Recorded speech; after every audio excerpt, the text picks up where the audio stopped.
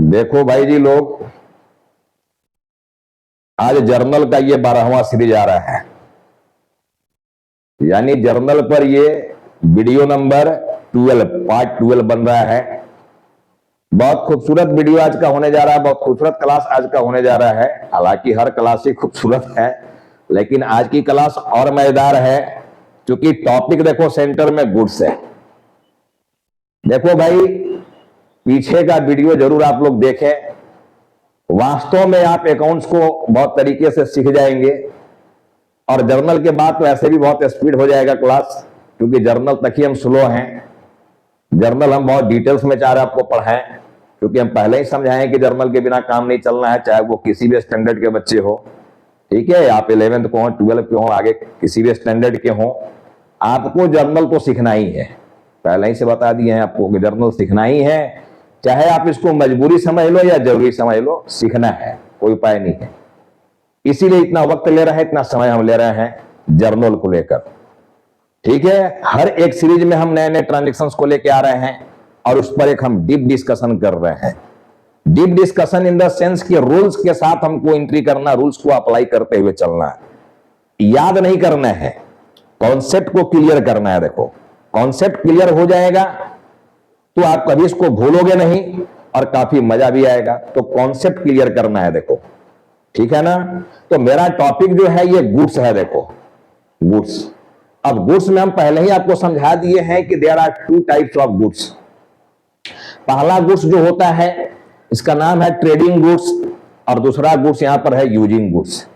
आपको देखो हम पहले ही सिखा चुके हैं कि ट्रेडिंग गुड्स जो होता है, जो ट्रेड करने के पर्पज से लिया गया है, जिस गुड्स को आप बेचने के पर्पज से लिए हो, ट्रेडिंग गुड्स, उसमें एंट्री परचेज बोलकर, सेल्स बोलकर, परचेज रिटर्न बोलकर, सेल्स रिटर्न बोलकर लिया जाता है।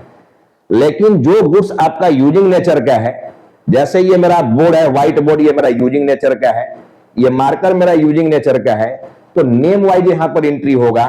यानी हमको व्हाइट बोर्ड लिखना होगा एंट्री में, मार्कर लिखना होगा एंट्री में, परचेज सेल नहीं लिखना होगा। तो ये आपको हम बहुत पहले ही से देखिए बाइफरकेट करके समझा दिए हैं कि गुड्स के 2 टाइप्स होते हैं, ट्रेडिंग गुड्स, यूजिंग गुड्स। ठीक है, अब देखो यहां पर गुड्स जो मेरा है, ये सेंटर में हमारा गुड्स आया हुआ। देखो, इसमें परचेज लिए हुए हम, सेल्स लिए हुए हम। परचेज में देखो हमारा मोड ऑफ परचेज क्या होगा, या तो हम कैश परचेज करेंगे, इमीडिएट हम पैसा दे देंगे, चाहे कैश में दो या चेक से दो या ऑनलाइन दो, कैश ट्रांजेक्शन बोला जाएगा उसको, कैश में ट्रांजेक्शन कर लिए हो। या क्रेडिट परचेज है, उधार में ट्रांजेक्शन किया गया है, यानी जो सामान खरीदे हो कुछ समय के बाद उसका पेमेंट आप करोगे, तुरंत पेमेंट नहीं करने जा रहे हो। तो एक तो परचेज में आ गया कि कैश परचेज है, तब हम क्या एंट्री पास करेंगे। दूसरा यहां पर आ गया कि जब क्रेडिट परचेज हो तब हम क्या एंट्री करेंगे, यानी उधार में जब सामान लिया गया हो तब क्या एंट्री करेंगे। अब देखो, परचेज अगर उधार में किए हो तो परचेज एंट्री यहां पर लिखा हुआ है कि परचेज एंट्री क्या होगा। दूसरा, जब उधार में खरीदोगे तो जिस बंदे से आप उधार में खरीदे हो उस बंदा को आप क्रेडिटर बोलोगे, क्रेडिटर, लेनदार जो आपसे लेगा पैसा, फ्यूचर में आपसे लेगा पैसा।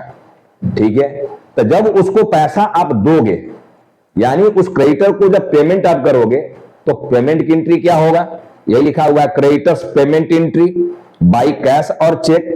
जैसे भी आप पेमेंट कर रहे हो तो उसकी पेमेंट की एंट्री क्या होगा। दूसरा है कि आपको इसके पहले की क्लास में हम TDCD डिस्काउंट की बात समझा दिए हैं, ट्रेड डिस्काउंट और कैश डिस्काउंट। ट्रेड डिस्काउंट की तो एंट्री नहीं होना था, कैश डिस्काउंट की एंट्री होना था।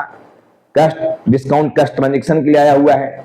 या अगर कुछ सामान उधार में खरीदा गया था, जो समय आपको दिया गया था उससे पहले अगर पेमेंट आप कर रहे हो, या एक बिल में कंडीशनल समय दिया रहता है कि आप अगर इतने दिन के अंदर पेमेंट करते हो तो आपको उसमें हम कैश डिस्काउंट देंगे।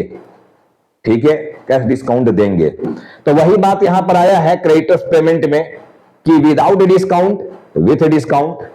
ठीक है, अगर डिस्काउंट का केस नहीं है तब हम कैसे एंट्री करेंगे क्रेडिटर्स का पेमेंट एंट्री, और अगर हमारा डिस्काउंट के साथ क्रेडिटर्स को पेमेंट किया जाना है तो फिर हम क्या करेंगे, creditors payment entry with discount के केस में। तो हमारा देखो 2 ट्रांजेक्शन यहां आ गया पेमेंट को लेकर। तीसरा यहां पर परचेज रिटर्न, जो सामान आप खरीदे हो अगर उसमें कोई डिफेक्टिव है, कोई प्रॉब्लम्स है वो उस प्रोडक्ट में, ठीक है, तो आप उसको रिटर्न कर दोगे तो परचेज रिटर्न की बात आ जाएगा, goods return that is purchase return. और फिर यहां पर डेबिट नोट और क्रेडिट नोट क्या होता है ये लिखा हुआ है, debit note and credit note ये क्या होता है इस पर भी हम लोग डिस्कस करेंगे। इसी तरह देखो सेल्स से रिलेटेड क्या क्या ट्रांजेक्शन बन सकता है, कैश में सेल्स कर सकते हैं, इमीडिएट पैसा मिल जाना। दूसरा यहां पर क्रेडिट सेल्स है, उधार में सेल किए हो, तो जब उधार में सेल्स किए हो तो सेल्स की एंट्री क्या होगा, विथ पर्सन, जब ट्रांजेक्शन में पर्सन का नाम दिया हो। सेल्स विदाउट पर्सन नेम, जब नाम नहीं दिया गया हो तो आपको समझाए थे इसके पहले की वीडियो में कि वहां डेटर बोला जाएगा, क्रेडिट सेल्स से डेटर बन जाता है। हम किसी को माल उधार बेचेंगे तो वो बंदा हमको बाद में पैसा देगा, दैट इज मेरा वो डेटर है, देनदार जो हमको देगा, ठीक है। तो जब डेटर हमको पैसा देगा तब हम क्या एंट्री करेंगे, ये देखना है, रिसीविंग फ्रॉम डेटर्स, डेटर से जब रिसीव करेंगे तब का एंट्री क्या होगा, ठीक है। इसके बाद यहां पर आ गया बैड डेट, अगर मान लो डेटर पैसा ही नहीं दिया, भाग गया या इंसॉल्वेंट हो गया, दिवालिया हो गया, पैसा मेरा डूब गया उसके पास, तो उसको बैड डेट बोला जाता है। बैड डेट मतलब पैसा डूब जाना, ठीक है। तो उसकी एंट्री क्या करेंगे, क्लियर हो गया। और बाद में मान लो तुम बैड डेट पर अभिमान की एंट्री कर दिए थे, लेकिन वो आदमी ईमानदार निकल गया और बाद में आगे पैसा हमको वापस कर दिया, तो उसको बोला जाता है bad debt recovered, bad debt recovered, पैसा रिकवरी हो जाना, तब हम एंट्री क्या करेंगे। थर्ड पॉइंट यहां आ गया सेल्स रिटर्न, सेल्स रिटर्न की एंट्री क्या करेंगे। और इसमें भी केस हमारा आ सकता है डिस्काउंट का, यहां पर डिस्काउंट अलाउड की बात आएगा, तो डिस्काउंट अलाउड की एंट्री क्या करेंगे, ठीक है। यहां पर डिस्काउंट जो हो गया ये डिस्काउंट रिसीव की बात होता है, यहां पर डिस्काउंट रिसीव की बात होगा, परचेज में डिस्काउंट रिसीव की बात चलता है, सेल्स में डिस्काउंट अलाउड की बात चलता है। वो ट्रांजैक्शन जब हम लोग इंट्रेस्ट सीख रहे हैं, ट्रांजैक्शन लिखेंगे तो और भी क्लियर हो जाएगा। इसके पहले वाला वीडियो में भी डिस्काउंट आपको सिखा दिए हैं। तो गुड्स से रिलेटेड सेंटर में गुड्स है, लेकिन ट्रांजैक्शन देख लो कितना हो गया, 1 2 3 4, ठीक है। और एक इसमें जोड़ दो और 5 5 हो गया, 6 हो गया, 7 हो गया, ठीक है। 7 एंट्री तो आपको यही दिखने लगा केवल परचेज से रिलेटेड। इसी तरह सेल्स से रिलेटेड देख लो 1 2, ठीक है, 3 4 5 6 7 8 9 10 एंट्री तो सेल्स से रिलेटेड दिखने लगा। तो एक ही वीडियो में देखो इतने सारे ट्रांजैक्शन ले लिए हम। अब हम एक एक ट्रांजैक्शन को लिख रहे हैं वहां पर और उसकी एंट्री करके दिखा रहे हैं, और फिर हम वहीं मिटा देंगे क्योंकि हमारे पास जगह बोर्ड में कम पड़ रहा है। फॉर्मेट लिख के हम आपको वहां नहीं दिखा सकते हैं, एंट्री केवल कर रहे हैं क्योंकि फॉर्मेट आपको पहले समझा दिया कि फॉर्मेट क्या होता है, कैसे लिखा जाता है उसमें, ठीक है। अभी हम परचेज से देखो इस परचेज टॉपिक का एंट्री लेके क्लियर कर रहे हैं हम यहां पर चीज को देखना। अभी हमारा जो भी टॉपिक चल रहा है वो परचेज से रिलेटेड, फिर हम सेल्स पर आएंगे, फटाफट देखते जाओ। यहां लिखा हुआ है कि गुड्स परचेज ऑफ ₹5,000। अब गुड्स परचेज किया गया देखो 5,000 रुपीज लगाकर। डायमंड रूल में देखो भाई, डायमंड रूल में हम बात किए थे कि 2 डेबिट का होगा साइन और 2 क्रेडिट का होगा। या तो हम एक्सपेंसेस लॉसेस को डेबिट करेंगे या एसेट्स को, हम इनकम को क्रेडिट करेंगे या लायबिलिटी को। और बोले थे कि अकाउंट्स की दूरी यही है और इससे सारा एंट्री हो जाएगा। गोल्डन तो अपना है ही, personal account, real account, nominal account, ये तो है ही। पर्सनल के अंदर पर्सन आता है, इसका रूल्स में हम बात किए थे रिसीवर का एंड गिवर का, ये बात किया गया था। रिसीवर है, गिवर है, जी रिसीवर को डेबिट करना, गिवर को क्रेडिट करना। इसी तरह यहां पर comes in goes out, comes in है तो डेबिट करना, गोज आउट है तो क्रेडिट करना। तो ये रूल्स को समझ लेना भाई। एक्सपेंस लॉस है तो डेबिट करना, एक्सपेंस लॉस है तो इसको डेबिट करना। इनकम है प्रॉफिट तो फिर इसको क्रेडिट करना। ऐसे रूल्स लिखा गया था। देखो पी है, आर है, एन है, और एक रूल्स यहां पर चल रहा है आपका एक्सपेंस लॉस, ठीक है, एसेट्स, इनकम, लायबिलिटी बोलकर। अब इसमें 2 एस्पेक्ट की एंट्री होना था। देखो एस्पेक्ट पहचानने आपको सिखा दिए थे। परचेज मतलब खरीदे हो, क्या खरीदे हो, गुड्स, तो आपका एक गुड्स एस्पेक्ट है। और इमीडिएट पैसा दे दिए हो, देखो कैश में खरीदा गया है तो कैश है। अगर हम गोल्डन से इसकी रिप्लाई देते हैं तो गुड्स आंख से दिख रहा है, देखो जो चीज आंख से दिखता है पर्सन को छोड़कर, उसको हम बोल दिए थे रियल अकाउंट है, तो ये रियल है, दिखेगा। कैश भी आपका दिख रहा है, ये भी रियल है। ठीक है, दोनों में किसी एक को सोचकर एंट्री लेना है, किसी को भी सोच लो। मान लो हम गुड्स को सोच रहे हैं, ठीक है, गुड्स को सोच रहे हैं, हालांकि गुड्स नहीं लिखकर परचेज लिखा जाना है, ये लिखा जाना है। तो रियल अकाउंट क्या बोल रहा है, comes in debit goes out credit. तो माल खरीदे हो दैट इज आ रहा है, कम्स इन हो रहा है, तो हम इसको डेबिट करेंगे। जब इसको डेबिट करेंगे तो ये ऑटोमेटिक क्रेडिट में जा रहा है, तो हमारा एंट्री क्या बन गया, परचेज अकाउंट डेबिट, ये बन रहा है। और टू कैश, अगर चेक से पेमेंट कर रहे हो तो बैंक लिख देंगे हम, या ऑनलाइन पेमेंट कर रहे हो तो बैंक लिख देंगे हम। तो कैश ऑब्लिक बैंक, कैश में खरीदे हो तो केवल कैश अकाउंट लिखेंगे, चेक से पेमेंट किए हो तो बैंक अकाउंट लिखेंगे, फिर कैश नहीं आएगा। ठीक है, अमाउंट जो भी रहेगा वो अपना अमाउंट यहां पर लिख देना।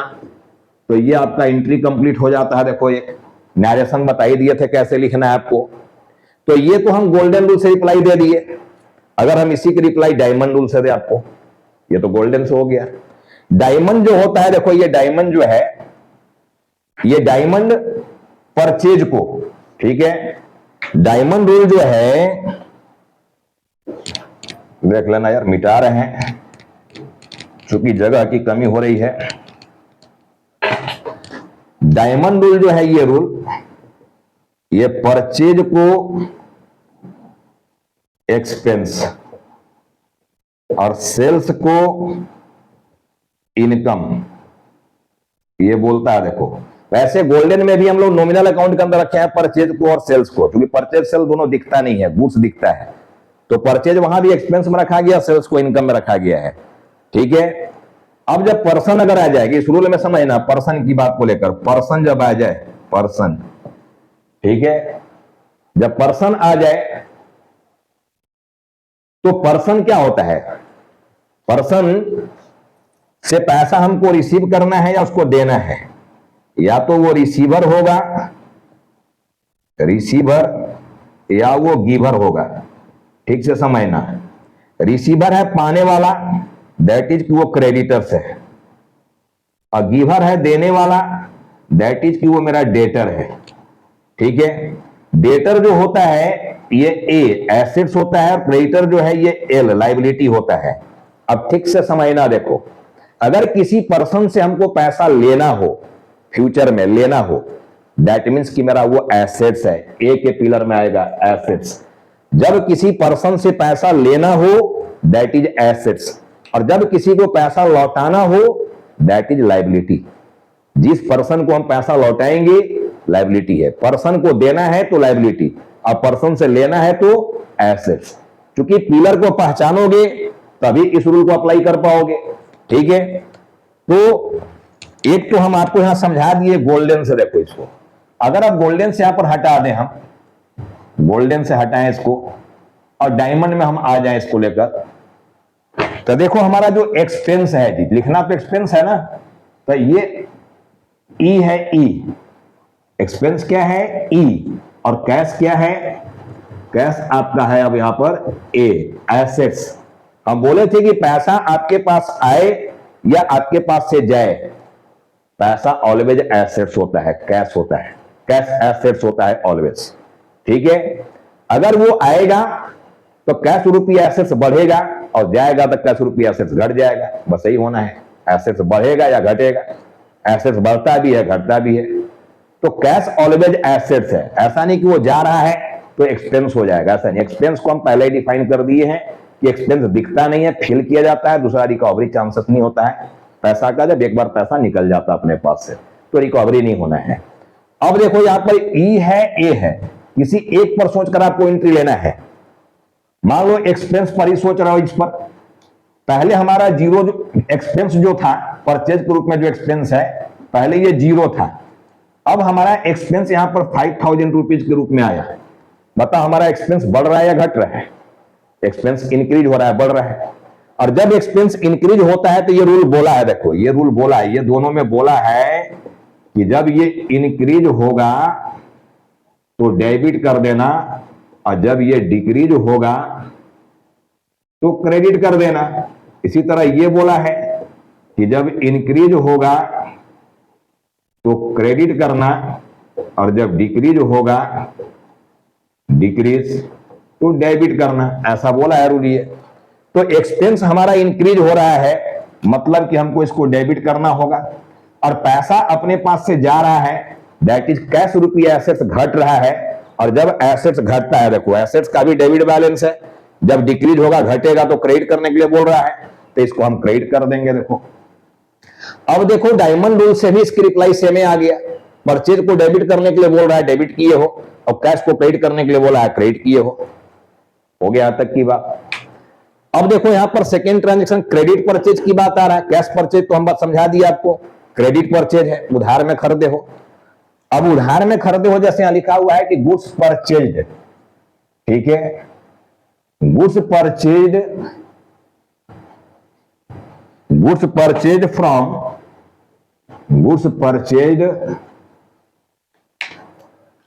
फ्रॉम राजू ₹2000। तो एक तो तुम्हारा गुड्स एस्पेक्ट है, और दूसरा देखो अब नाम आ गया परचेज में। परचेज सेल में जब नाम आ गया तो आपको समझाए थे कि लेन देन उधार में हुआ है, नगद में नहीं। यानी कैश केवल वहां वैल्यू तय कर रहा है, कैश का कोई मूवमेंट नहीं है। कैश यहां पर एस्पेक्ट नहीं बनने वाला है, ये एस्पेक्ट नहीं बनेगा, एस्पेक्ट यहां राजू बनने वाला। देखो ठीक है। अब तुम्हारा गुड्स जो है ये रियल अकाउंट है, और ये राजू पर्सनल अकाउंट है। यहां भी गुड्स कम सीन हो रहा है, हम परचेज को डेबिट करेंगे, गुड्स नहीं लिखकर परचेज लिखा जाता है। लेकिन जब परचेज डेबिट में चला गया तो हम क्रेडिट किसको करने वाले हैं? अब यहां पर क्रेडिट किसको करने वाले हैं हम? राजू को, राजूज अकाउंट, ठीक है। ये चला गया 2000 Raju, purchase account debit to Raju's account, ये एंट्री हो जाएगा जब उधार में खरीदे हो, तब नाम आ गया। देखो एक साइड में राजू गिवर है, जब हम खरीदे हैं तो राजू हमको दिया है सामान, गिवर है, पर्सनल अकाउंट। रिसीवर है तो डेबिट करो, गिवर है तो क्रेडिट करो, राजू गिवर है इसलिए क्रेडिट कर दिया। लेकिन अगर इसी जगह नाम नहीं लिखा रहता, अगला ट्रांजेक्शन समझा रहा, देखो गुड्स परचेज लिखा हुआ है, goods purchase of ₹5000 on credit, on credit ऐसे लिख दिया, on credit, on credit that is कि उधार में खरीदे हो, ये लिख रहा है बढ़कर, ये ऑन क्रेडिट उधार में खरीदे हो, ऐसा लिख दिया, ठीक है। तो जब उधार में खरीदे हो तब नाम यहां नहीं लिखा हुआ, देखो नाम गायब हो गया यहां से। अब गुड्स खरीदे हो तो गुड्स तो अपने पास आ रहा है, इसलिए हम परचेज को डेबिट करेंगे, लेकिन हम क्रेडिट किसको करेंगे? तो अब देखो क्रेडिट ये राजू के जगह पर, ये राजू के यहां से हटा देंगे, अब नाम नहीं है। राजू के जगह हमको क्या लिखना पड़ेगा? क्रेडिटर। क्या लिखना पड़ेगा? क्रेडिटर, ठीक है। जब क्रेडिट परचेज किए हो तो जिससे तुम सामान उधार खरीदे हो, बाद में आपसे पैसा वो लेगा, ठीक है। दैट मीन्स कि वो क्रेडिटर है, लेनदार, हमसे लेगा पैसा, तो हम क्रेडिटर लिखेंगे, वहां नाम नहीं दिया हुआ है। तो हम दोनों चीज दिखा दिए कि अगर उधार में लेन देन किया गया और नाम दिया हुआ है तो नाम लिखेंगे राजू, और नाम नहीं दिया गया है तो हम क्रेडिटर लिखेंगे, क्रेडिटर अकाउंट, ठीक है। अब देखो यहां पर हमारा क्या एंट्री चल गया, हम इसकी एंट्री कर दिए, क्रेडिट परचेज की एंट्री कर दिए, ठीक है। क्रेडिट परचेज में परचेज एंट्री हमारा हो गया है। अब क्रेडिटर्स का पेमेंट करना है, मान लो।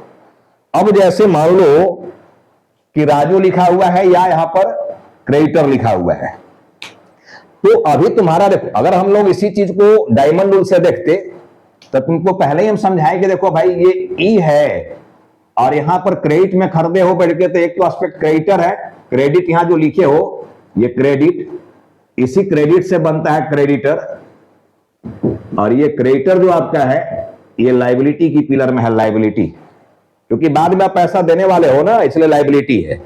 तो लायबिलिटी आपका क्रेडिट होता है, यहां लिखा हुआ देखो, पहले लायबिलिटी आपका जीरो था, पहले लायबिलिटी जीरो था, अब लायबिलिटी 2000 का आ गया, दैट इज की लायबिलिटी आपका बढ़ रहा है। और जब लायबिलिटी बढ़ता है, यहां लिखा हुआ है कि जब लायबिलिटी इंक्रीज होगा मतलब क्रेडिट होगा, तो हम लोग इस तरह से क्रेडिटर को यहां पर क्रेडिट कर दिए हैं, लायबिलिटी है। तो अब इसी लायबिलिटी का पेमेंट करने जा रहे हो। देखो कोई भी लायबिलिटी जो होता है ना, उसका पेमेंट किया जाता है, ये बाद में पहले ही हम समझाए थे कि लायबिलिटी जो है इसका पेमेंट किया जाता है, और एसेट जो होता है उसको यूज किया जाता है। एसेट्स को हम यूज करते हैं, लायबिलिटी का हम पेमेंट करते हैं, ठीक है। तो हम लोग जब इस क्रेडिटर का पेमेंट करेंगे, इस क्रेडिटर का पेमेंट करेंगे, तो मान लो हम समझाए थे अभी TDCD में कि जो समय हमको दिया, मान लो 30 दिन का उधार मान ही दिया था, लेकिन ये बोला था कि अगर 10 दिन के अंदर आप पैसा हमको दे दोगे तो आपको हम 10% का डिस्काउंट दे देंगे। ऐसा ही बोला था, मान लो कि 10% का डिस्काउंट दे देंगे, आप 10 डेज के अंदर आप पैसा हमको देते हो तब। वैसे 30 दिन का हमको माल उधार दिया है ये, लेकिन साथ में ये जोड़ दिया था कि अगर 10 दिन के अंदर पैसा आप देते हो तो 10% का आपको डिस्काउंट हम दे देंगे। ठीक है, तो परचेज पर डिस्काउंट मिलता है। देखो अब हम इसको पेमेंट करने जा रहे हैं। अगर इसका ट्रांजैक्शन आप नहीं समझ रहे हो तो कैसे ट्रांजैक्शन लिखा जाएगा?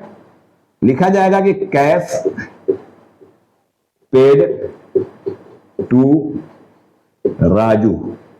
ठीक है, अगर पूरा पेमेंट कर रहे हो, कैश पेड टू राजू, अगर पूरा पेमेंट कर रहे हो, ठीक है, मान लो ये अमाउंट अभी 5,000 ही ले रहे हैं क्योंकि ट्रांजेक्शन में आप 5,000 है, तो अगर ये मान लो तुम पूरा ही पेमेंट करने जा रहे हो उसको 5,000 रुपीज, तो एक ट्रांजेक्शन ये बन गया हमारा। कैश पेड करने जा रहे हो किसको? राजू को, तो एक राजू एस्पेक्ट है, एक पैसा एस्पेक्ट है। ठीक है, अब राजू को आप पेमेंट करने जा रहे हो, गोल्डन में जाएंगे तो राजू पर्सनल है, साथ में रिसीवर है, डेबिट द रिसीवर, तब पेमेंट की एंट्री आपका क्या हो गया? राजूज अकाउंट डेबिट और टू कैश अकाउंट, पैसा आपके पास से जा रहा है पूरा 5,000, ये पूरा 5,000 आपका आने वाला है। यहां पर पूरा 5,000 पेमेंट किया तो इसमें डिस्काउंट की कहीं कोई बात नहीं आया। अगर मान लो यहां पर राजू बोलकर नहीं लिखा रहता, ये क्रेडिटर बोलकर लिखा रहता है ये, तो हम राजू की जगह क्या लिखते हैं? यहां पर राजू नहीं लिख के हमको क्या लिखना पड़ता है? क्रेडिटर। ठीक है, creditor account debit to cash, ऐसे लिखना पड़ता है। अगर मान लो 10% डिस्काउंट की बात यहां पर आया है, 10% डिस्काउंट, तो 5,000 का 10% 500 रुपया होता है, 500। तो राजू 500 रुपया हमको छोड़ देगा, बोला था कि 10% डिस्काउंट दे देंगे जी, 500 छोड़ देगा, तो 4,500, 4,500 रुपीज हम उसको पे करेंगे, यानी 500 रुपीज वो छोड़ दिया। ठीक है, अब अगर 5,000 के जगह 4,500 पे करने वाले हो तो हम क्या करेंगे? यहां पर कैश में आपका जो अमाउंट आएगा, देखो अब राजू चूंकि आपका यहां पर माइनस में है, माइनस में कितना से? 5,000 से, तो हम एंट्री में भी देखो राजू को प्लस कर दिए 5,000 से, प्लस माइनस जीरो हो जाएगा, क्योंकि आप फुल पेमेंट करने जा रहे हो तो उसका अकाउंट जीरो हो जाना चाहिए। तो राजू जितना से यहां पर माइनस में है उतने से हम प्लस कर रहे हैं, या क्रेडिटर जितना से हम माइनस में है उतने से हम प्लस कर रहे हैं। लेकिन कैश पेमेंट कितना करने जा रहे हो? 4,500 टू, अब डेबिट क्रेडिट बराबर नहीं हुआ तो टू हमको क्या यहां पर मिल रहा है? Discount received. कितना मिल गया? 500 का। तो हो गया आपका क्या एंट्री यहां पर? Creditors account debit to cash account to discount account, ये एंट्री मेरा बन रहा है। Creditors account debit to cash account, ठीक है, टू डिस्काउंट अकाउंट, ये एंट्री बनने लगा। क्लियर है यहां तक की बात? समझ रहे हो? Creditor account debit to cash account to discount account, तो क्रेडिटर्स का जब पेमेंट करोगे डिस्काउंट के साथ तो डिस्काउंट हमको मिलेगा। ये डिस्काउंट हमारा इनकम है, देखो इनकम, और इनकम क्रेडिट होता है नॉमिनल के रूल से भी और डायमंड के रूल से भी, देखो इनकम क्रेडिट होता है, तो दोनों रूल से हमारा काम हो रहा है। तो हम यहां पर आपका एंट्री कर दिए, देखिए ये पेमेंट की भी एंट्री कर दिए, यानी हम डिस्काउंट वाला भी एंट्री कर दिया, रिसीव का विथ डिस्काउंट और विदाउट डिस्काउंट दोनों वाली एंट्री कर दिए। अब रहा बात परचेज रिटर्न का, देखो परचेज रिटर्न। अब जो माल आप यहां पर बेचा था, ट्रांजैक्शन हम ले रहे हैं, देखो यहां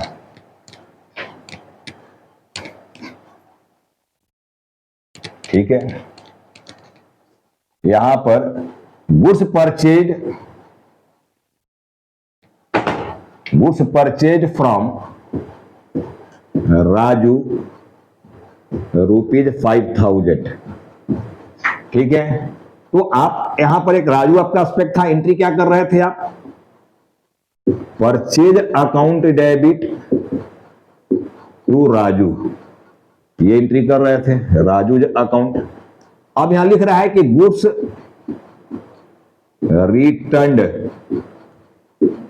रिटर्न्ड, ठीक है, to Raju, goods returned to Raju, मान लो 1000 का गुड्स लौटाया जा रहा है, गुड्स रिटर्न। ये ट्रांजेक्शन एक आ गया रिटर्न का, देखना गुड्स रिटर्न टू राजू। तो यहां पर गुड्स रिटर्न एक एस्पेक्ट है, रिटर्न किया जा रहा है किसको, राजू को। एस्पेक्ट यहां पर कैश नहीं है, गुड्स लौटाया जा रहा है, पैसा नहीं, ठीक है। तो गुड्स रिटर्न आ गया, राजू आ गया। राजू आपका पर्सनल अकाउंट में है और गुड्स रिटर्न आपका रियल अकाउंट में है, और अगर परचेज रिटर्न लिखना है तो नॉमिनल अकाउंट में है, ऐसे जाता है, ठीक है। अब इसकी एंट्री क्या होना चाहिए, जब जब परचेज किया हुआ गुड्स को लौटाओगे ये परचेज क्रेडिट में आ जाएगा और उसमें रिटर्न जोड़ दिया जाएगा। अब राजू देखो पहले 5000 से तुम्हारा यहां पर एंट्री हुआ था 5000 से, ये राजू माइनस में है 5000 से। अब उसको हम 1000 के गुड्स लौटा दे रहे हैं, ठीक है। तो राजू के अकाउंट में कितना अमाउंट बचना चाहिए, 4000, क्योंकि 1000 का तो लौटा रहे हो, ठीक है। ऐसे भी देखो जब गुड्स लौटा रहे राजू को तो राजू पर्सनल अकाउंट है, और पर्सनल अकाउंट में बताओ वो रिसीवर है या नहीं है। जब हम राजू को माल लौटा दे रहे हैं तो राजू रिसीव कर रहा है कि नहीं कर रहा है, तो राजू रिसीवर है। जब रिसीवर है तो इसको हम डेबिट करेंगे, डेबिट द रिसीवर। तो हमारा एंट्री क्या चला गया, राजूज अकाउंट डेबिट, ठीक है, डेबिट चला गया देखो 1000 से। अब 1000 यहां प्लस कर दिए हो, देखो राजू यहां माइनस में है 5000, यहां प्लस हो गया 1000, तो प्लस माइनस को जब कैंसिल करोगे तो कितना बच गया इसमें, 4000, ठीक है। अब हम बाद में उसको 4000 ही पेमेंट करेंगे, 4000 पर आ गया देखो।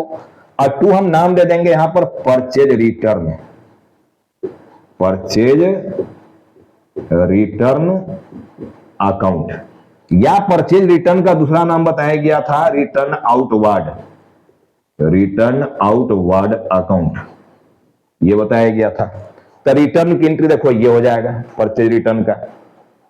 तो परचेज की सारा एंट्री आपको हम समझा दिए, देखो परचेज की सारा एंट्री समझा दिए। अगर डायमंड रूल से बोलते हैं कि सर डायमंड रूल से एक बार समझाइए तो क्या है ये, देखो डायमंड रूल में ये जो राजू है ना, ये राजू, देखो डायमंड से भी समझा रहे, समझो थोड़ा टाइम लग रहा है, लगने दो। ये गुड्स जो है, गुड्स नहीं लिख के परचेज लिखा जाता है और ये एक्सपेंस है डायमंड रूल में। और एक यहाँ राजू है जो कि कैश तो एस्पेक्ट है नहीं। अब राजू से माल खरीदे हैं, बताओ राजू से माल खरीदे हो तो राजू आपसे पैसा बाद में लेगा या आपको देगा, तो बोलेंगे सर लेगा, पैसा हमसे लेगा।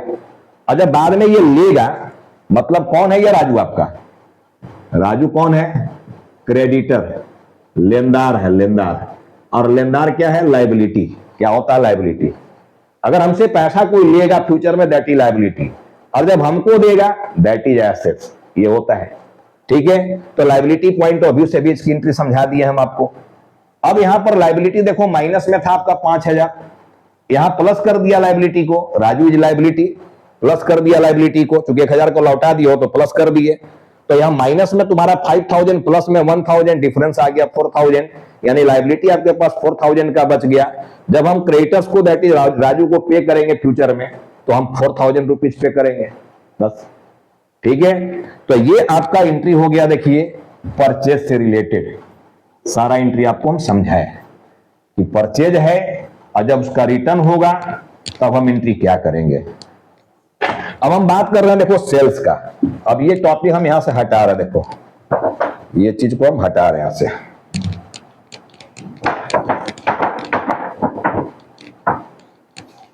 ये हटा दिया, ठीक है ना। अब देखो कैश में सेल्स किया गया, कैश सेल्स।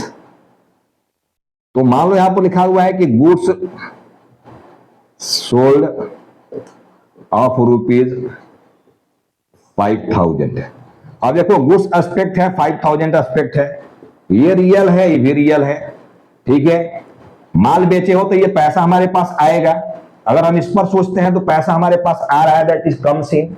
और जब कम्स इन होता है तो डेबिट होता है, तो हम कैश अकाउंट को डेबिट कर दिए और टू गुड्स नहीं लिखकर सेल्स लिख देंगे, टू सेल्स अकाउंट। गुड्स जब बेचे हो तो गुड्स नहीं लिखकर सेल्स लिखा जाता है, पास्ट टेंस में एंट्री नहीं होता, प्रेजेंट टेंस में होता है, सेल्स लिख दिए। तो हमारा एक एंट्री देखो यहां पर हो गया। इसी तरह अगर हम क्रेडिट में सेल करते तो हमारा ट्रांजेक्शन ये क्या बन जाता है, देखो जब हम क्रेडिट में सेल करते तो इस ट्रांजेक्शन को हम कैसे लिखते हैं, फिर गुड्स सोल्ड टू हेमा ₹5,000। अब देखो इसमें नाम आ गया, तो एक गुड्स एस्पेक्ट है, एक नाम एस्पेक्ट है हेमा, ये एस्पेक्ट नहीं है कैश, क्योंकि उधार में लेन देन हुआ है। ये रियल है, ये पर्सनल है। मान लो हम इसी पर सोच रहे हैं, रिसीवर एंड गिवर। अब बताओ हेमा जो है रिसीवर है कि गिवर है? तो हेमा से माल बेचे तो हेमा रिसीव कर रही है, हेमा रिसीवर है, तो एंट्री हमारा चला गया हेमाज अकाउंट डेबिट और टू सेल्स अकाउंट। अब हर जगह देख रहे हो सेल्स क्रेडिट में जा रहा है, 5,000 से ये एंट्री चला गया। ठीक है, अगर ये नाम नहीं लिखा रहता, ये नाम नहीं लिखा रहता मान लो, तो हम इसके जगह क्या लिखते? अगर लिख देता कि गुड्स सोल्ड, ठीक है, ऑफ ₹5,000 ऑन क्रेडिट, उधार में माल बेचे हैं, तो हम इस हेमा की जगह क्या लिख देते? डेटर को हम डेबिट करते, डेटर ये लिखते हम। जब माल उधार बेचोगे तो मेरा वो पर्सन डेटर कहलाएगा, जिससे माल हम बेचे वो मेरा डेटर है, देनदार हमको पैसा वो देगा फ्यूचर में। तो हेमा की जगह हमको डेटर लिखना पड़ता है, debtor account debit to sales, ये लिखते हम। ठीक है, तो नाम नहीं दिया हुआ है तो डेटर लिखोगे, और नाम दिया हुआ है तो नाम लिखोगे।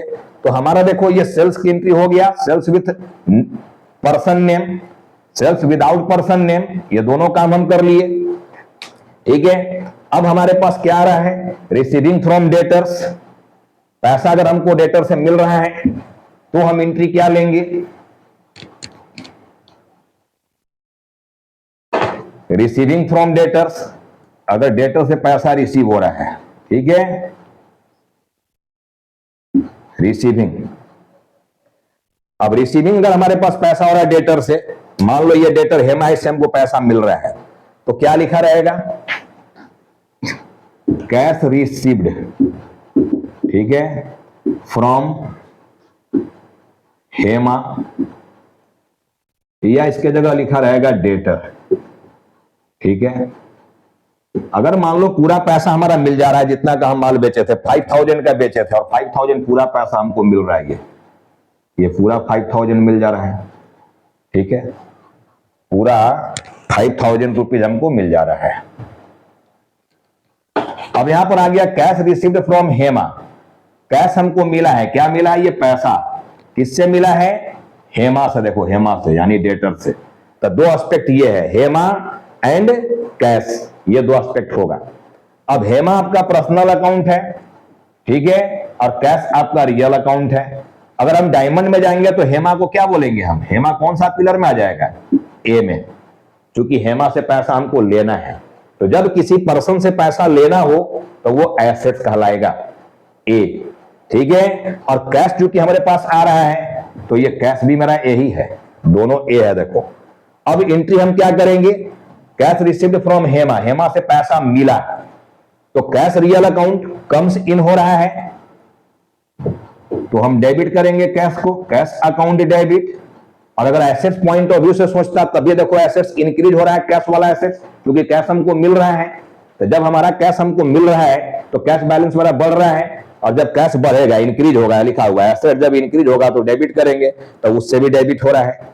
और हेमा यहां पर गिवर है तो हम लिख देंगे हेमाज अकाउंट, ठीक है, या इसके जगह हमको और क्या लिखना होगा? और अगर ये नाम नहीं दिया रहता तो हम लिख देते डेटर, डेटर अकाउंट, ये लिख देते हम हेमाज अकाउंट, और नाम नहीं लिखा हुआ है तो सीधा डेटर अकाउंट। अमाउंट चूंकि पूरा हमको मिल जा रहा है तो हम 5,000 रुपीज पूरा ले लिए, यहां पर ये पूरा ले लिए। ठीक है, लेकिन अगर मामला डिस्काउंट का है तो डिस्काउंट का जब मामला है तब एंट्री किया जाएगा। देखो जब मामला डिस्काउंट का हो जाए तब एंट्री किया जाने वाला है। मान लो यहां पर 10% डिस्काउंट का केस आ गया है, हेमा को हम बोले हुए हैं कि भाई अगर आप समय से पहले पैसा दे दोगे तो आपको 10% डिस्काउंट दे देंगे, यानी डेटर को डिस्काउंट दिया जाता है। देखना डेटर जो होता है ना, इसको डिस्काउंट दिया जाता है, डिस्काउंट अलाउड होता है। और जो क्रेडिटर होता है ना, लेनदार क्रेडिटर, इससे डिस्काउंट रिसीव होता है, डिस्काउंट रिसीव्ड ये होना है। अब डेटर हमारे पास पैसा देने आया है तो कैश को तो हम डेबिट करेंगे, क्योंकि कैश कम्स इन हो रहा है, मेरे पास आ रहा है। 5,000 का 10% यहां पर 500 कम हो गया, यानी 4,500 रुपये आ रहा है। हम उसको डिस्काउंट दे रहे हैं। देखो, तो डिस्काउंट अलाउड को हम डेबिट करेंगे, डिस्काउंट अलाउड अकाउंट डेबिट कर देंगे 500, और गिवर को क्रेडिट करेंगे यानी हेमा, ठीक है, या इसके जगह पर डेटर, इसको हम क्रेडिट कर देंगे कितना से, 5000 रुपीज से। तो ये हमारा एंट्री बन गया, देखो डिस्काउंट वाली एंट्री, ठीक है ना। कोई पर्सन अगर हमको कम पैसा दे रहा है, मेरा डेटर कम पैसा दे रहा है, मतलब कि हम उसको डिस्काउंट दे रहे हैं, डिस्काउंट अलाउड कर दिए, तो वो डिस्काउंट हमारे लिए क्या है, लॉस है, और लॉस को डेबिट किया जाता है, तो इसलिए डिस्काउंट यहां डेबिट हुआ है। अब कैश रियल अकाउंट से भी कम्स इन हो रहा है, और हम डायमंड रूल से भी जाएंगे तो कैश देखो हमारा एसेट्स है, और चूंकि हमारे पास आ रहा है तो कैश बैलेंस हमारा बढ़ रहा है, और जब कैश बैलेंस बढ़ता है तो उसको डेबिट किया जाता है, तो उससे भी डेबिट हो रहा है। हेमा पर्सनल अकाउंट है, गिवर, रिसीवर और गिवर की बात आएगा तो हेमा हमको पैसा दे रही है, दैट इज गिवर, तो हम क्रेडिट कर दिए। हेमा नहीं लिखा रहता, नाम लिखा नहीं लिख के, नाम नहीं लिखा रहता तो हम डेटर बोलते हैं उसको, डेटर इज गिवर, ठीक है। अब देखो डेबिट क्रेडिट इक्वल है, एक बार में एक से ज्यादा कितना भी चीज डेबिट हो सकता है, कितना भी चीज क्रेडिट हो सकता है, ये जान लेना, ठीक है ना। तो दो चीज यहां डेबिट हो गया देखो, और क्रेडिट में केवल एक चीज है, लेकिन दोनों को मिला के देख लो, डेबिट क्रेडिट इक्वल हो जा रहा है, डेबिट क्रेडिट इक्वल होना चाहिए। तो हम आपको यहां पर डिस्काउंट वाली बात समझा दिए।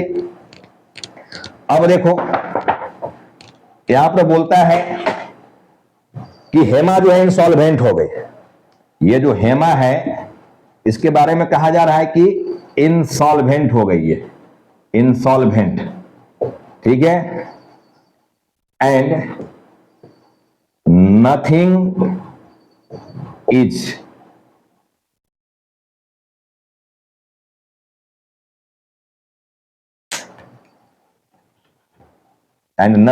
रियलाइज्ड,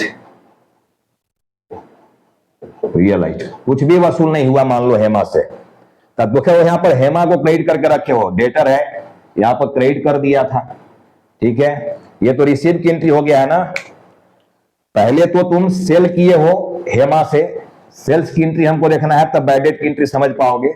इस एंट्री को हम फिर से ले रहा है, देखना यहां फिर से एंट्री लेंगे हम, यहां पर आ गया देखो, सोल्ड गुड्स टू हेमा ₹5000। तो अभी आप एंट्री देखे थे कि यहां पर गुड्स है, यहां हेमा है, एंट्री हम लोग क्या ले लिए थे, हेमा, या नाम नहीं दिया हुआ रहेगा तो हम बोले थे डेटर लिखना जी, डेटर अकाउंट डेबिट 5000, और टू यहां पर चला गया सेल्स, सेल्स अकाउंट 5000, ये हो गया। अब देखो यहां पर डेटर जो है हेमा, ये प्लस में है, देखो प्लस में, 5000 से प्लस में है। अब ये जो हमारा हेमा है ना, ये पैसा नहीं दी, इंसॉल्वेंट हो गई, इंसॉल्वेंट मतलब दिवालिया हो जाना, दिवालिया, कंगाल हो जाना, दिवालिया हो गया, एंड नथिंग इज रियलाइज्ड, उससे कुछ भी रियलाइज नहीं हो रहा है, तो सबका सब पैसा क्या हो गया, मेरा डूब गया, सबका सब पैसा क्या हो गया, डूब गया, यानी लॉस। तो बैड डेट क्या होता है, लॉस होता है, देखो ये बैड डेट, बैड डेट का मतलब पैसा डूब जाना, और ये बैड डेट हमारा क्या है, लॉस है, ठीक है। तो हम क्या करेंगे, अब देखो हेमा यहां डेटर हमारा प्लस में है, डेटर एसेट्स होता है, अब इससे पैसे नहीं मिल रहे हैं, तो इसका अकाउंट को क्या करेंगे, क्लोज कर देंगे जब पैसे नहीं मिल रहा है। तो क्लोज करने के लिए जितना सही प्लस में है उतने से माइनस करेंगे, यानी क्रेडिट कर देंगे। तो हम डेटर को जब क्रेडिट कर देंगे यहां पर, टू डेटर्स, डेटर अकाउंट 5000, ये कर देंगे, तो हम डेबिट किसको करेंगे, बैड डेट को, bad debt account debit, bad debt को हम डेबिट करेंगे, क्यों, चूंकि ये लॉस है, और लॉस डेबिट होता है, डायमंड से जाओ चाहे गोल्डन से जाओ, ठीक है। ये हमारा क्या होने वाला है, डेबिट होने वाला, बैड डेट लॉस है, पैसा डूब गया, तो bad debt account debit to debtors account, एक तो ये बन गया। अगर इसी जगह बोलता है कि नहीं आधा पैसा हमको वो देगा, वो पैसा जो हेमा है आधा पैसा हमको वो देगी, और बाकी आधा पैसा के लिए वो इंसॉल्वेंट हो गई, नहीं है पैसा उसके पास, तो फिर हम क्या करेंगे, पूरा का पूरा आपका बैड नहीं हो रहा है, ठीक है ना। अगर मान लो 50-50% का यहां पर केस हो गया बोल दिया कि हेमा जो है 50% रियलाइज हो रहा है इससे, ठीक है, ओनली 50% रियलाइज्ड। तो हम लोग कैश अकाउंट को यहां पर डेबिट करेंगे। कैश अकाउंट डेबिट कितना, 2500 रुपया कैश हमारे पास आ रहा है। और बैड डेट अब हमारा 5000 नहीं रह गया, अब हमारा बैड डेट कितना हो गया, 2500 रुपया। 2500 रुपया ही डूबा मेरा, ठीक है। और डेटर को हम पूरा माइनस कर दिए, देखो यहां पर तो डेटर पूरा बंद हो गया। जितना से डेटर यहां प्लस है उतने से डेटर यहां माइनस कर दिया, देखो माइनस, तो डेटर का अकाउंट क्लोज हो गया। तब बैड डेट की एंट्री ऐसे जाता है, देख लो बैड डेट हमारा लॉस है। अगर फुली बैड डेट हो गया, एक पैसा भी नहीं मिलेगा, तो bad debt account debit to debtor. अगर कुछ पैसा मिलेगा और कुछ डूबेगा तो कैश को भी डेबिट करेंगे, बैड डेट को भी डेबिट करेंगे। कैश रियल अकाउंट है, कम्स इन हो रहा है, या कैश एसेट्स है जो हमारे पास आ रहा है, तो एसेट्स की बैलेंस बढ़ रहा है तभी डेबिट करेंगे। बैड डेट हमारा लॉस है, लॉस को डेबिट किया जाता है, रूल ऐसा बोला है नॉमिनल का या डायमंड का भी, ठीक है। और ये डेटर आपका क्या है, गिवर है, जितना ही पैसा दिया है, लेकिन पैसा तो 2500 ही दिया है, तो क्या 2500 से इसका अकाउंट बंद करेंगे, नहीं, क्योंकि बाकी जो बैलेंस बच गया वही तो आपको मिलने वाला नहीं है। तो फिर इसका अकाउंट ओपन रख के क्या करोगे, पूरा का पूरा अकाउंट क्लोज करना होगा इसका, क्योंकि इससे पैसे नहीं मिलना है, ठीक है। ऐसा ही प्रॉब्लम में लिखा गया है, नहीं मिलना है जी। तो डेटर जितना से आपका यहां डेबिट में पड़ा हुआ है उतने से क्रेडिट कर देंगे, तो प्लस माइनस कैंसिल हो जाएगा। तो ऐसे आपका एंट्री हो गया, देखिए बैड डेट वाला। लेकिन बाद में मान लो यही बैड डेट का पैसा रिकवरी हो जाए, रिकवर्ड, ठीक है, बाद में ये पैसा हमको मिल जाए, बैड डेट रिकवर्ड ऐसा लिखा हुआ है। तो बैड डेट रिकवर्ड का मतलब क्या हो गया, ये बैड डेट वाला जो एंट्री मार दिए थे तुम, लॉस को डेबिट करके डेटर को क्रेडिट कर दिए थे। अब बैड को तुम यहां जो डेबिट मारा था क्या सोचकर, क्योंकि ये लॉस है आपका, ये सोचकर आप डेबिट मार दिए थे। लेकिन बाद में कुछ कुछ ऐसा केस हो जाता है कि जिसको आप अपने मन से मान लिए थे कि अब वो पैसे नहीं देगा हमको, अब वो नहीं आएगा, भाग गया, और आप बैड डेट बोलकर एंट्री कर दिए थे, लेकिन वो आदमी शरीफ निकल गया और कुछ समय के बाद लगे पैसा हमको दे दिया, तो उसको बैड डेट रिकवर्ड बोला जाएगा। क्या बोला जाएगा, या लिखा हुआ देखो bad debt recovered, BDR. Bad debt recovered क्या होता है, ये बैड डेट रिकवर्ड इनकम हो जाता है, देखो इनकम, क्योंकि बैड डेट को आप लॉस बोलकर एंट्री मारा था, तो बैड डेट रिकवर्ड को इनकम बोलकर एंट्री मारना होगा, बैड डेट रिकवर्ड इनकम हो गया। और नॉमिनल के हिसाब से भी इनकम क्रेडिट में आता है, debit all expenses and losses credit all income again, यानी बीडीआर जो होगा वो क्रेडिट में जाएगा, इनकम है तो, ठीक है। या डायमंड से जाएंगे तभी देखो इनकम, यहां बोला हुआ है कि इनकम क्रेडिट में है, और जब हमको पैसा मिल रहा है तो मेरा इनकम बढ़ रहा है, और जब बोला है कि इनकम इंक्रीज होगा तो क्रेडिट कर देना, तो बीडीआर जो है वो क्रेडिट होगा क्योंकि इनकम है, ठीक है। अब बैड डेट का पैसा रिकवरी हो गया, पैसा मिल रहा है हमको, तो कैश अकाउंट को हम डेबिट करेंगे, कैश बैलेंस बढ़ रहा है जितना भी मिल रहा है, और टू हम लिख देंगे बीडीआर अकाउंट, यानी बैड डेट रिकवर्ड अकाउंट। अब ये इनकम बोलकर क्रेडिट हुआ है, देखो ये आई बोलकर क्रेडिट हो गया है, ये ए बोलकर डेबिट हो गया है, डायमंड में जा रहे हैं तो बैड डेट वाली पैसा जब रिकवरी हो जाए तो कैश अकाउंट को डेबिट करेंगे और बैड डेट रिकवर्ड अकाउंट को क्रेडिट कर देंगे। तो इस तरह से बैड डेट रिकवर्ड की भी एंट्री हो गया, ठीक है ना। तो हम सेल्स रिटर्न की देखो सेल्स से रिलेटेड लगभग एंट्री क्लियर किए। अब अगर सेल्स रिटर्न का मामला आ रहा है, देखो इधर, हम इधर अब आ जा रहे हैं, देखो अगर मान लो यहां पर जो सोल्ड गुड्स टू हेमा था, अब यहां लिख दिया कि goods returned from Hema, goods returned from Hema ₹2000, 2000 का माल जो हेमा लौटा रही है। तो एक तो गुड्स रिटर्न एस्पेक्ट है और एक हेमा, लौटाने का काम किसके द्वारा किया जा रहा है, हेमा के द्वारा। तो ये पैसा आपका कोई एस्पेक्ट नहीं है क्योंकि ट्रांजैक्शन उधार में था, ठीक है ना। अब हेमा हमारा पर्सनल अकाउंट है, देखो ये पी, जब पर्सनल अकाउंट है, पहले तो हम हेमा से माल बेचे थे तो हेमा रिसीवर थी, अब वो डिफेक्टिव माल निकल गया या उनको पसंद नहीं आया और वो माल अब हमको हेमा वापस कर रही है, तो वो माल हमारे पास आ रहा है, तो फिर हेमा जो है वो रिसीवर है कि गिवर है, वो माल लौटा रही है मतलब हमको दे रही है, दैट इज गिवर है। और रूल कहता है कि गिवर को क्रेडिट करना है, तो हेमा तो क्रेडिट में चली गई, तो डेबिट में कौन जाने वाला है, गुड्स रिटर्न। लेकिन गुड्स रिटर्न नहीं लिखकर लिखा जाएगा sales return, sales return, account debit, ठीक है, और टू हेमाज अकाउंट, ठीक है, हेमाज अकाउंट। और अगर हेमा नहीं लिख के, हेमा का नाम नहीं दिया हुआ हो तो और में आप डेटर लिखोगे, यहां पर पहले भी समझा दिए थे, डेटर अकाउंट।